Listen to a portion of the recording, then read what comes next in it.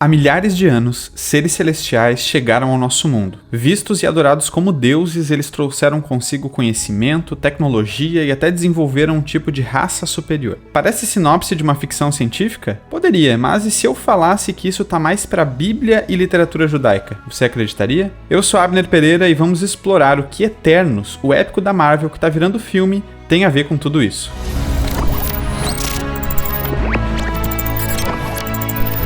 Eternos é a nova adaptação da Marvel para os cinemas, que traz um pouco desse enredo citado no início. Mas, para entendermos o contexto em que surgiu, precisamos primeiro voltar ao século passado. O século XX foi marcado por incríveis descobertas arqueológicas. Dentre elas estão grandes achados da literatura do Antigo Oriente Próximo, escritos há milhares de anos, e que relatam os mitos de criação dos povos antigos, como os sumérios, assírios e babilônios. Em 1948, também tivemos a descoberta dos famosos pergaminhos do Mar Morto. Datados da época de Jesus, esses pergaminhos contêm cópias da escritura hebraica, que é o Antigo Testamento da Bíblia, e vários outros textos da tradição judaica desde o período do exílio babilônico, como o livro de Jubileus, Enoque e o livro dos Gigantes. É nesse contexto de mistério em torno das civilizações antigas que, nos anos 70, pelas mãos de Jack Kirby, nasciam as fascinantes histórias que contam, em parte, a gênese do universo Marvel. Kirby foi muito inspirado nessas pesquisas e, principalmente, pelas teorias do recém-lançado na sua época Eram os Deuses Astronautas, de Erich von Däniken. O livro relacionava os mistérios por trás dos grandes monumentos e mitologias do passado com a atuação de seres alienígenas. Nos anos 2000, isso até virou uma série de sucesso no History Channel com o nome Alienígenas do Passado, que rendeu vários memes por causa do seu teor mais conspiracionista, quer dizer, bastante conspiracionista. Bom, de volta às HQs da Marvel, a série dos Eternos faz menção a isso, explicando como o universo teria se desenvolvido pela influência de entidades cósmicas e espaciais que semeavam a vida e a evoluíam em vários planetas nas mais distantes galáxias. A gente está falando dos Celestiais. Na Marvel, eles são seres cósmicos colossais, tão antigos quanto o próprio universo, mas ainda assim não são o topo da pirâmide, já que nas HQs existem entidades anteriores a eles e imbuídas até de maior autoridade. Dessa forma, a responsabilidade dos Celestiais é a de desenvolver formas de vida através de experimentos. É um conceito bem parecido com o que a gente vê na franquia Alien no filme Prometheus, por exemplo. Esses Celestiais fazem experimentos, checagem, revisitam as suas criações de tempo em tempo e, por fim, decidem sobre o destino final delas. Fazendo uma relação com a cosmologia hebraica antiga, que é a que a gente vê na Bíblia, ela não compreendia um universo em expansão como a cosmologia moderna que influenciou os quadrinhos, mas um modelo geocêntrico, ou seja, com a Terra no centro e muito menor. Porém, existe um paralelo possível aí nesse conceito de um grupo de seres celestiais que, em certo nível, gerenciam a Terra. Nas escrituras hebraicas, como no Salmo 82 e Salmo 89, esse grupo é identificado como a Assembleia dos Santos, ou Congregação dos Santos, ou Concílio Divino, a depender da sua tradução. Seus membros não são meros anjos, mas considerados filhos de Deus, ou numa categoria mais ampla atribuída a qualquer ser espiritual na Bíblia, Elohim. Claro, na religião israelita, como nós sabemos, há um só Deus, criador e soberano. Mas ele livremente delega autoridade a esses seres celestiais inferiores para colaborarem na execução do seu governo, como lemos na passagem de 1 Reis 22. Essa passagem mostra Deus numa reunião com seu concílio celestial para pôr em prática o seu decreto de acabar com o reinado de um rei em Israel. E isso não deveria nos escandalizar, já que Deus também nos escolhe para colaborarmos com ele na execução dos seus planos, ainda que ele não precise de nenhum de nós. Até o termo Altíssimo, se referindo a Deus na Bíblia, coloca Yahvé num patamar único e elevado em relação aos demais seres celestiais. Porque como ser espiritual que é, Deus também é um Elohim, mas nenhum outro Elohim é igual a Deus.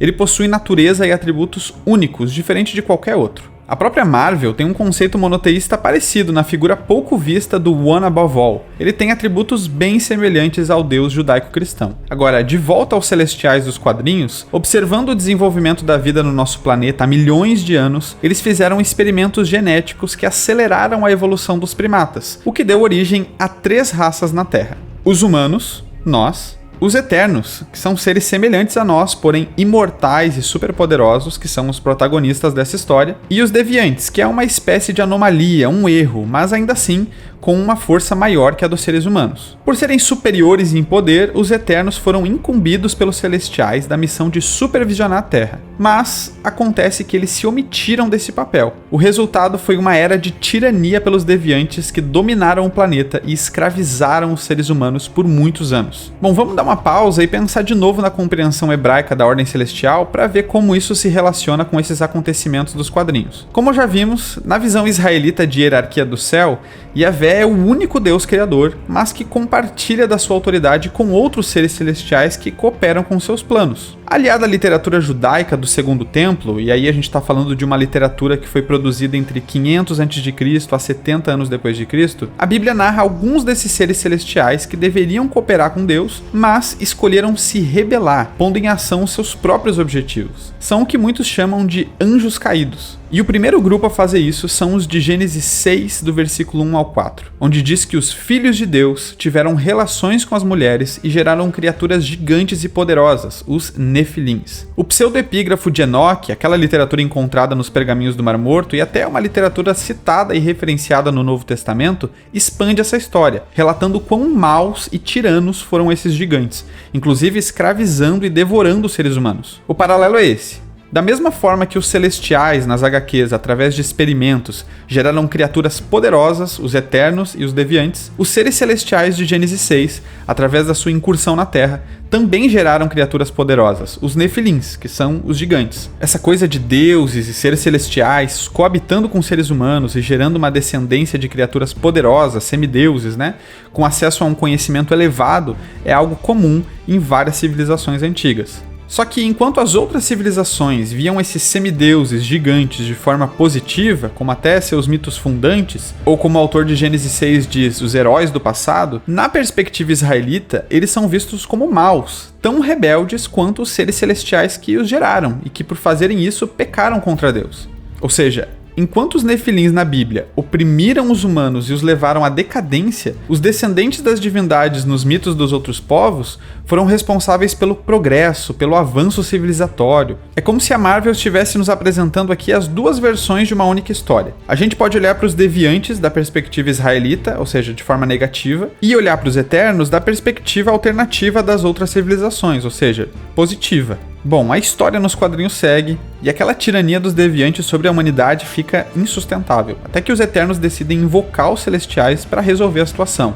Ao virem, os Celestiais causam um dilúvio enorme que elimina a maioria dos deviantes, e aqueles que sobraram são condenados a viver nas profundezas das águas. Curiosamente, para salvar os humanos e a vida selvagem, Icaris, que é o líder dos Eternos, conduz uma arca de madeira gigante em segurança até o alto de uma montanha, tal qual a narrativa de Noé e o dilúvio da Bíblia. Então aqui nós vemos uma resposta dos Celestiais contra os terríveis deviantes. E na Bíblia, em Gênesis 6 e em Enoque, o dilúvio foi sim o juízo de Deus sobre a maldade humana, mas também, principalmente, uma resposta direta à ameaça dos Nefilins, essa descendência dos anjos rebeldes, por assim dizer. Nos gibis, os Eternos retomam seu posto de guardiões da ordem na Terra, após serem advertidos com uma mensagem quase escatológica pelos Celestiais de que se o caos se instalar novamente, o planeta seria resetado por completo e não sobraria mais nada, nem os Eternos. E com essa notícia animadora, as histórias continuam. Agora vamos para os trailers da adaptação do MCU, o universo cinematográfico da Marvel,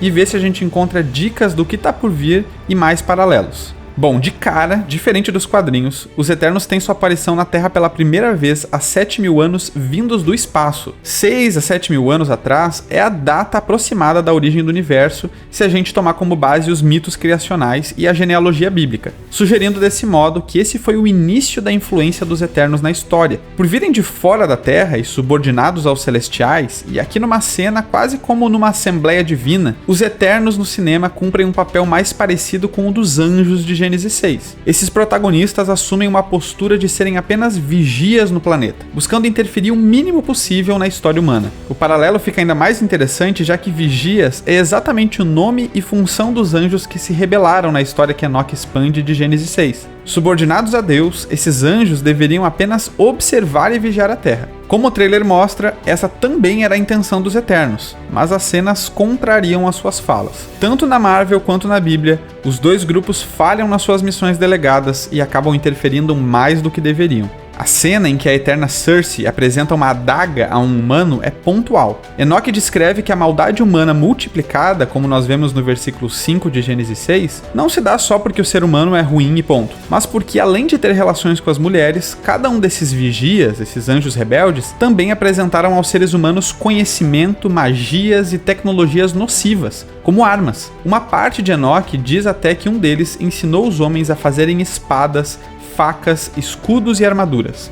Ou seja, a história de Enoque está contando que foram eles os responsáveis pelo aumento da violência e da maldade na Terra, que teve o dilúvio como a sua consequência. Mas como nós falamos, enquanto a narrativa israelita descreve isso como devastador, as civilizações do Antigo Oriente Próximo, como a Babilônia retratada no filme, viam nesse conhecimento passado pelos deuses e pelos seus descendentes um sinal de evolução e progresso, da qual se orgulhavam de ser a sua continuidade. Os contos sumérios, como a famosa epopeia de Gilgamesh, contam como suas civilizações têm sua origem em divindades pré-diluvianas e descendentes gigantes dessas divindades, que mantiveram o conhecimento sobre o universo mesmo após o dilúvio. Bem interessante que um dos Eternos se chama Gilgamesh. Então veja aí como as coisas estão conectadas. E não vamos esquecer dos deviantes. Fazendo alusão à tradição cristã tardia da queda de Satanás, tem essa cena aqui que pode estar mostrando a chegada dos deviantes à Terra no MCU, gerando um enorme cataclismo, linkando aqui com o dilúvio dos quadrinhos e da Bíblia. A vinda dos Eternos à Terra, no universo cinematográfico da Marvel,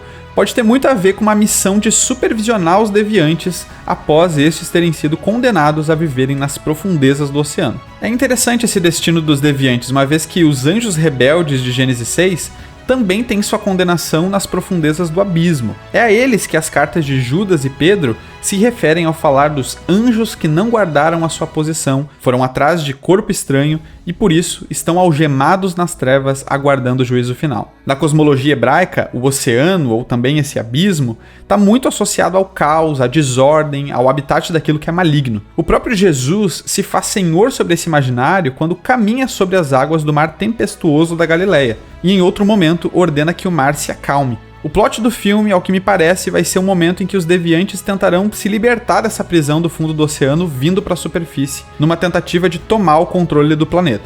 As cenas mostram bestas deviantes surgindo do mar, ao que nos remete ao livro de Apocalipse, com a besta que simboliza o Império do Anticristo emergindo do mar também, numa tentativa satânica de tomar o controle do mundo. E agora, os heróis eternos têm 7 dias para resolver o caos causado pelos deviantes. Tempo esse, acredito, que é o prazo antes dos celestiais virem para resetar o planeta como prometido por eles mesmos, caso a bagunça tomasse conta do mundo mais uma vez.